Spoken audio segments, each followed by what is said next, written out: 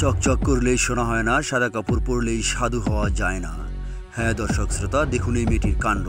খাটের উপরে স্বামীকে নিয়ে শুয়ে আছে, কিন্তু খাটের নিচে আরেকজন পরকীয়া বন্ধু। স্বামীর সঙ্গে ঘুমিয়ে আছে। এখন ভোরবেলা, তার কাছে বিরক্তি লাগে স্বামীকে একদম সহ্য করতে পারে না, তাই আরেকজন বন্ধুকে নিয়ে এসেছে খাটের তলায়। বিস্তারিত জানতে ভিডিওটি শুরু থেকে শেষ পর্যন্ত দেখতেই থাকুন। বর্তমান সমাজ, কাকে বিশ্বাস করবেন? স্বামী সাথে থাকা সত্ত্বেও আরেক ছেলের সঙ্গে পরকীয়া। কিন্তু যারা প্রবাসে থাকে, বিদেশে থাকে, তাদের বউদের কী অবস্থা? এই ভিডিওটি না দেখলে বুঝতে পারবেন না। স্বামী পাশে থাকা সত্ত্বেও তার বউকে কন্ট্রোল করতে পারে না, তাহলে যেই স্বামী বিদেশ থাকে তারা বউকে কিভাবে কন্ট্রোল করবে? দেখুন ভিডিওটি শুরু থেকে শেষ পর্যন্ত।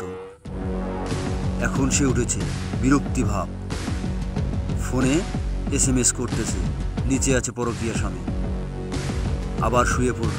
পুরোপুরি ভিডিওটি দেখুন।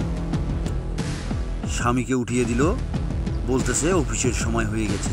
স্বামী উঠতে চায় না, ঘুম ভাঙে না। স্বামীকে জোর করে উঠিয়ে এখন অফিসে পাঠানোর চেষ্টা। দেখতে থাকুন পুরো ভিডিওটি। এখানে ওই যে দেখো, মেয়েটা সাদা কাপড় পরে আছে, ও হলো এই যে ছেলেটা, এটা হলো ওর স্বামী। কিন্তু স্বামীকে রেখে সে পরকীয়া করে। কি বলে? দেখতে দেখা যাচ্ছে না, সে দেখতে দেখা যাচ্ছে না, কিন্তু বর্তমান মেয়েদেরকে তো বিশ্বাসও করা যায় না। আসলে উপরে একরকম, ভিতরে মনের মধ্যে আরেক রকম। এই যে দেখো, স্বামীরে কিন্তু পাঠাই দিল। হ্যাঁ, ফুটেজটা আমি দেখছি।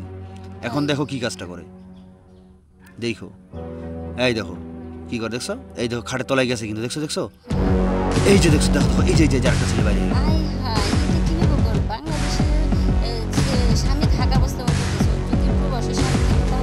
চিন্তা করো সমাজটা কোথায় গেছে।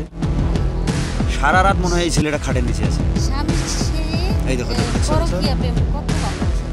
দেখো, এই ভালোবাসাটা যদি স্বামীর সঙ্গে দেখাইতো, তাহলে কতটা ভালোবাসাটা আরো শুদ্ধ হতো।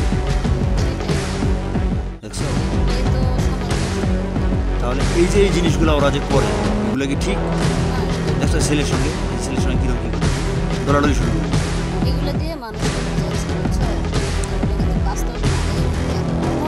ঠিক আছে, এগুলা অহরহ হচ্ছে। আর মূলত আসলে যে ভিডিওটা দেখতেছো না, এটা মূলত আসলে সচেতনতামূলক ভিডিও। ঠিক আছে, ভিডিওটা জাস্ট করা হয়েছে যে মানুষকে সচেতন করার জন্য, যে এরকম কিন্তু হয়, কিন্তু অ্যাভেলেবেল। হ্যাঁ, এরকম হয়। তো আসলে ভিডিওটি যারা দেখবেন, আসলে কেউ সিরিয়াসলি নেবেন না। আসলে জাস্ট ভিডিওটা তৈরি করা হয়েছে আপনাদেরকে বোঝানোর জন্য।